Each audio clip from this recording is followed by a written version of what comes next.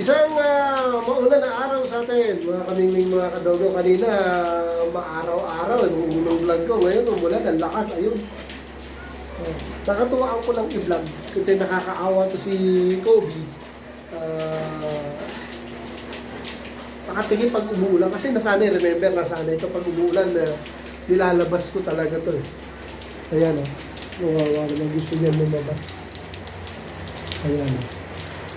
Gusto niya lumabas. Pag umuulan kasi talagang promise ko sa kanya, ilalabas ko. Pero tinitignan ako, nakangungong sa siya. Oh, labas tayo? Labas tayo? Labas tayo? Oo naman.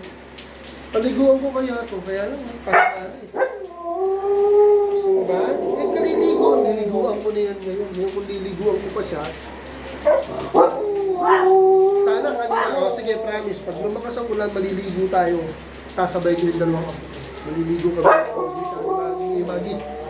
Para masaya si Kobe. Kasi promise ko naman sa kanya talaga yun. Pero maangal lang nga, naririnig yun. Pag nakakakita talaga ng ulan niya, gusto niya talaga lalabas kami. Kasi ako rin naman ang may kasalanan. Sinanay ko siya ng ganun.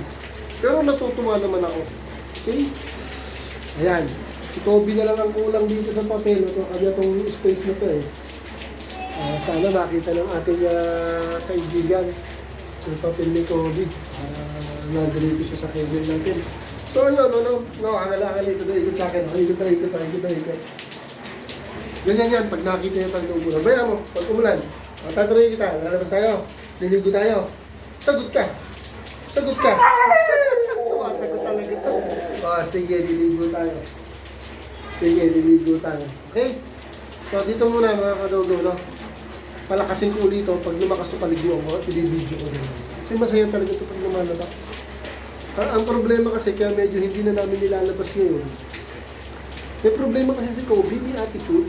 Yung unexpected tatae bigla. Diba? Ihi, tapos bubulat ka tatae.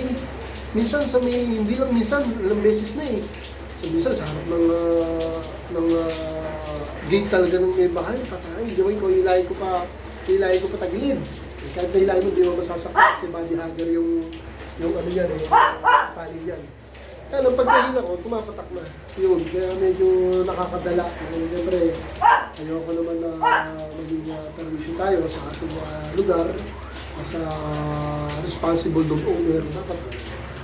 Pero pag naman ito sakali lang, sakali, nagsisimpo kami, tumatayo sa daan, winawalis na. Ayoko naman pabaya. Diba tayo kagaling ba na napabayaan ito mga yung aso nila sa daan? Ako hindi.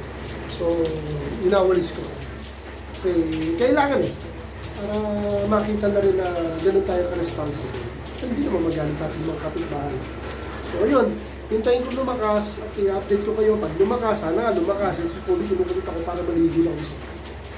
Okay, dito muna mga kamingming, mga kadogo. Update ko na lang kayo kung matutuloy ang aming paliligo sa ulan. Have a blessed rainy days. Thank you for watching.